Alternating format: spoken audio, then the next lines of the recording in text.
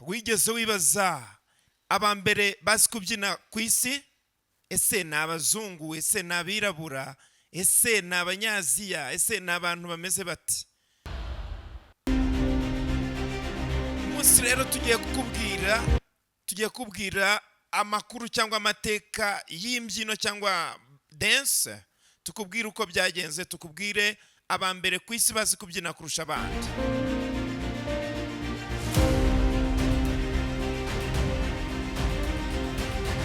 Ibyambere byatangiye hano muri Afrika, ubutaka bw'ibisekuru by'abantu, kandi n'umuco w'imbyino wose niho ufite inkomoko.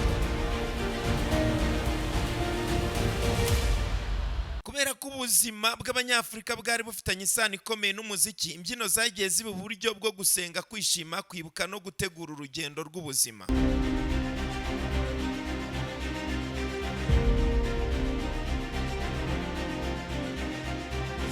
Imbyino za kera muri Afrika zari inzira yo kuvuga inkuru, gutanga ubutumwa ndetse no guhuza imitima. Umuziki n'imbyino byari nk'ururimi rwa gatatu rutuma umuntu yumva mugenzi we atavuze amagambo.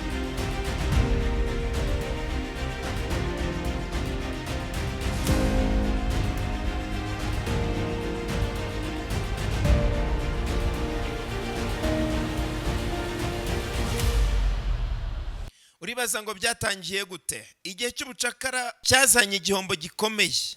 Abirabura bajyanywe ku mbaraga mu bihugu by'i Burayi na Amerika, ariko kimwe batigeze babasha kubambura ni imbyino z'umuziki. Nibyo byabaye intwaro yo kwihangana n'akarengane.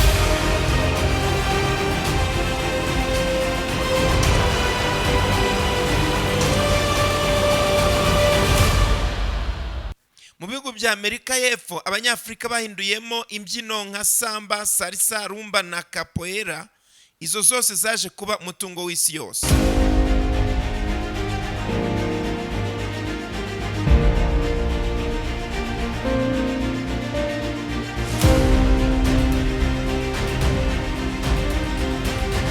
Mu kinyejana cya 20 muri Leta Zunze Ubumwe za Amerika, abana b'abanyafrika bari barokotse ubucakara batangiye kubyina mu buryo bushya bwiswe jazz dance.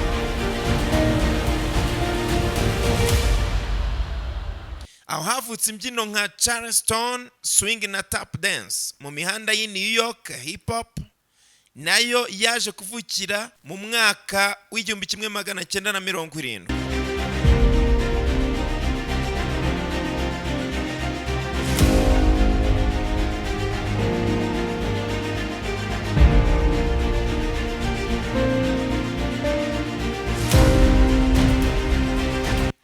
Hip hop si imbyino gusa, ahubwo ni umuco. Ariko imbyino nka break dance, popping na locking byaciye ibintu ku isi yose.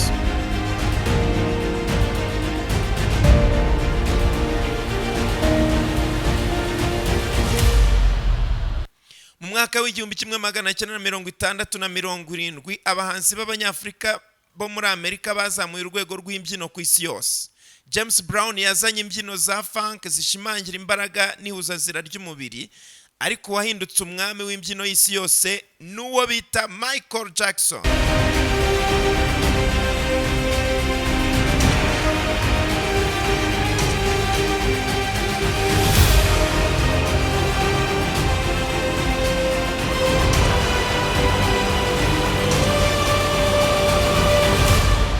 Michael Jackson yahinduye uko isi ireba imbyino. Imyitozo ye yihariye, moonwalk, robot dance, n'ukuntu yavangaga indirimbo n'imbyino byatumye isi yose imwubaha.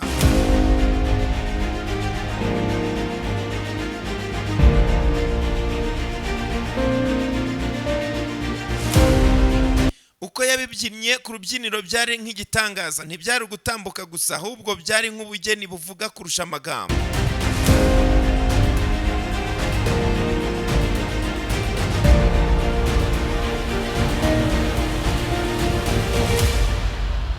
Kuri ubu Afrika yongeye gusubiza isi imbyino zayo. Afrobeat n'amapiano bikomeje kugaragaza uburyo imbyino z'abanyafrika zidashira.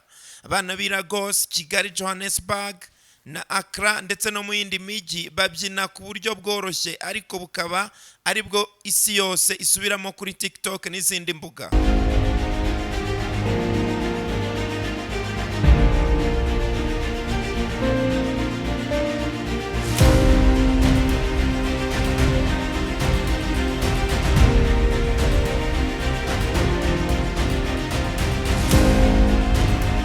amateka y'imbyino z'abirabura ni amateka y'imbaraga, guhangana no guhanga udushya.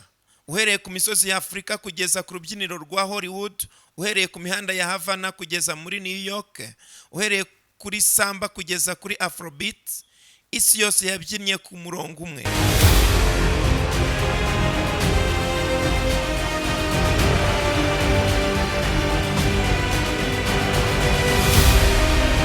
Michael Jackson yarabivuze mu buryo bwe, ariko kuri kose kuri mu imbyino z'abanyafurika zateye isi yacu guhinduka, kandi zizatuma isi itazigera isa nk'uko yahoze.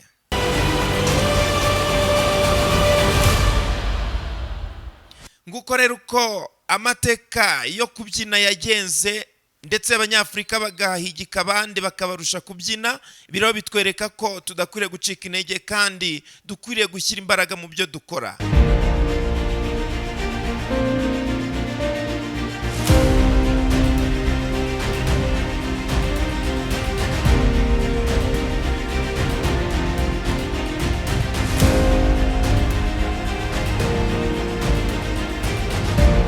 Ubutare tuzabanyuriramo cyane ibintu rero bizatuma abantu benshi bamenya impamvu tubona ibi bintu bitandukanye. Ubona abana babyina ku mbuga nkoranyambaga, ukabona abanyafurika bazi kubyina, abazungu ariko ugasanga bo ntago babizi cyane.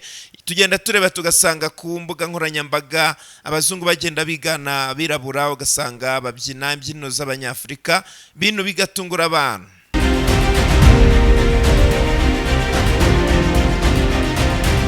Kugira ngo aya makuru yose uzajye uyabona, turagusaba gukora subscribe kuri no channel ya Mr. Jingle.